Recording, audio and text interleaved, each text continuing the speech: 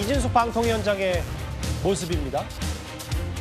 아시는 것처럼 최근 집권 여당이 이른바 공공기관장들 알박기 금지법 이걸 추진하겠다고 나서고 있죠.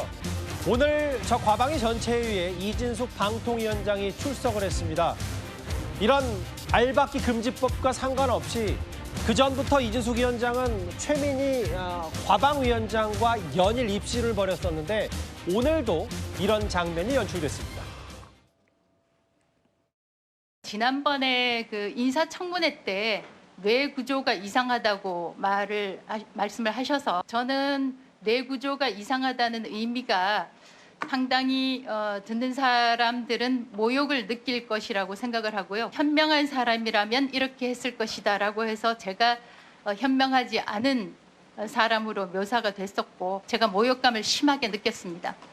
제가 모욕감을 느끼게 말씀하셨기 때문에 신상 발언을 아니할 수 없습니다. 지난 7월 청문회 때 이진숙 위원장에게 제가 질문했습니다. 위안부는 강제적이었냐 자발적이었냐. 논쟁적인 사안이라 답변 못한다고 했죠.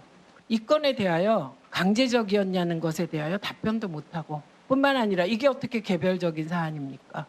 그 뇌구조가 이상하다는 뜻은 정말 생각 패턴이 이상하다. 그리고 왜 이걸 답하지 못할까? 정말 이상하다. 이런 취지였다는 점을 다시 말씀드리고 그것을 반인륜적 만행이라고 이야기하지 못하는 공직자는 자격이 없다고 생각한다는 점을 다시 한번 말씀드리겠습니다. 성룡 대변인, 이제 고소를 당한 최민희 의원이 뇌구조 이상에 대한 발언에 대해 설명을 했는데 어떻게 들으셨어요?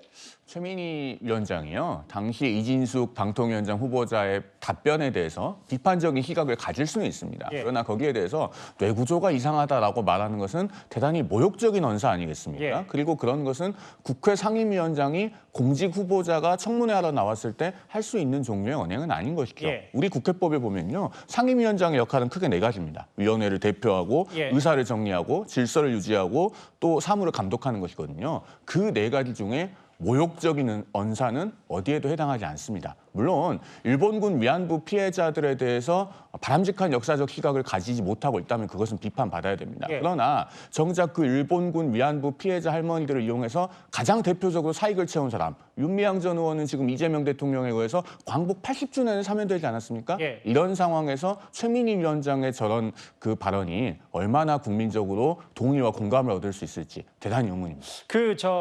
장현주 변호사님, 이게 그런 거잖아요. 그러니까 두 사람의 항상 공방과 뭐 설전 이런 걸 떠나서 그냥 나는 이진숙 위원장 입장에선 이 발언이 너무 셌다.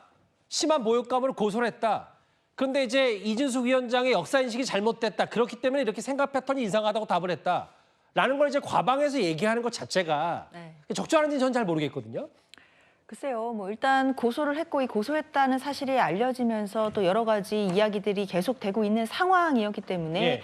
뭐 이 어쩔 수 없이 얘기가 나온 부분이 있다라고 생각이 들고요. 그리고 이진숙 위원장이 먼저 이제 고소를 했던 이유에 대해서 심한 모욕감을 느꼈다라고 얘기를 했기 때문에 최민희 위원장 입장에서도 본인과 관련된 이야기이므로 신상 발언을 하지 않을 수 없었겠다라는 생각이 듭니다. 예. 그렇기 때문에 본인이 어떤 경위로 저런 발언을 했었는지, 그러니까 이제 모욕감을 주려고 하는 취지가 아니었고 당시에는 왜 답을 못할까, 그 부분이 이상하다라는 취지로 발언을 했다는 점을 다시 한번 이제 설명해주는 자리였다라고 보이는데요. 네. 뭐 보시는 국민에 따라서는 저 얘기를 왜 저기서 하냐라고 하실 수도 있겠지만 일단 말이 나왔기 때문에 이 부분에 대해서는 최민희 위원장도 말을 할 수밖에 없었다고 생각합니다. 예. 뇌구조가 이상하다는 말에 모욕감을 느꼈다. 오늘 뭐 이 과방위와 조금 별개의 두 사람의 개인적인 얘기까지 서로 오갔습니다. 오늘 또 등장한 얘기가 있습니다. 바로 이진숙 위원장, 과거 대전 MBC 사장 시절에 법인카드로 빵 사냐 안 사냐 이건데 노정면 의원과는 또 이런 설전 요구가 있습니다.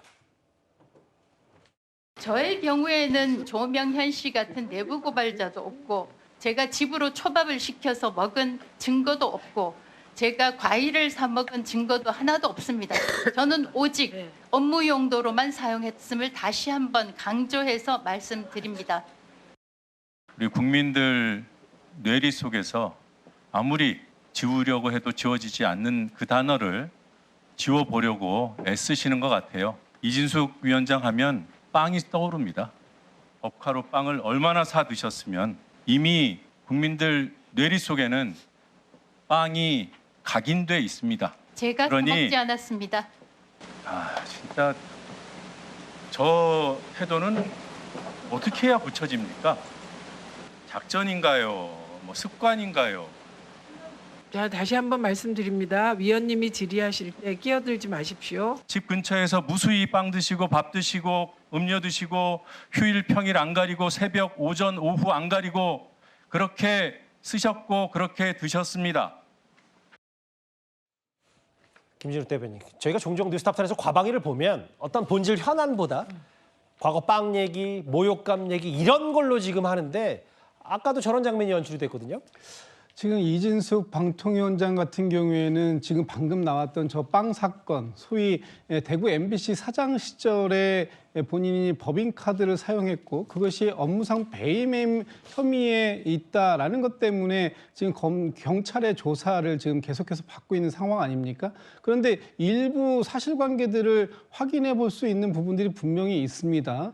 지금 뭐 내부 고발자 얘기를 하시는데 내부 고발자가 없는 상태라면 다 무죄가 될 수 있을까요? 과연 대구 MBC 사장이 서울에서 주요한 몇 군데에서 한 번에 평균 한 50만 원에서 한 60만 원 이상의 지출이 있다라고 하고 그것을 빵을 샀다라고 얘기를 하는데 과연 그 부분에 대해서 어떻게 생각할 수 있겠습니까? 본인이 사가지고 본인이 안 먹었다? 그러면 또 이 많은 빵을 산 것도 의심스럽지만 이거 누가 먹었을까요? 알겠습니다. 그리고 집 근처에서 심지어는 커피 한 잔, 빵 하나도 아낌없이 또 세세하게 법인카드로만 사용했던 이 부분에 대해서도 좀 설명을 좀 더 충실하게 해주실 부분이 있을 것 같다 이런 생각이 듭니다. 최종 평론가님, 사실 이진숙 방통위원장 관련해서도 최근에 논점은 이런 것 같아요. 뭐 법인카드 유용, 그러니까 책임지고 물러나라. 최근에 또 김영석 독립기념관장 연합군 관련 발언으로 여권에서도 꽤 역사 인식 자체가 문제 있다라고 하면서 알박기 금지법 내겠다. 근데 이제 과연 이게 그럼 문재인 정부 땐 괜찮은 거냐?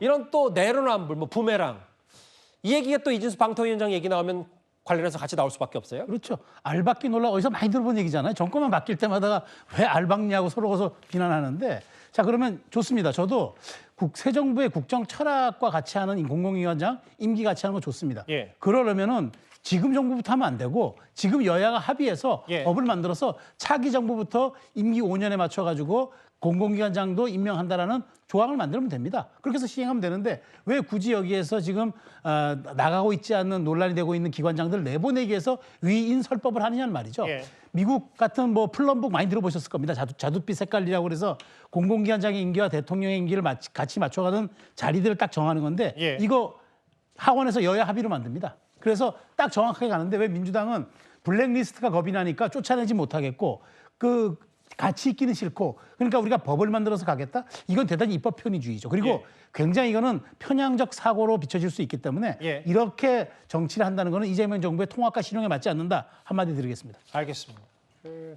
최근에 이제 논란이 되고 있는 여러 공공기관장들의 임기 얘기 이게 정권이 바뀔수록 계속해서 똑같은 정권만 다른 똑같은 문제가 반복이 되고 있는데 이진숙 방통위원장의 설전과 함께 짚어봤습니다.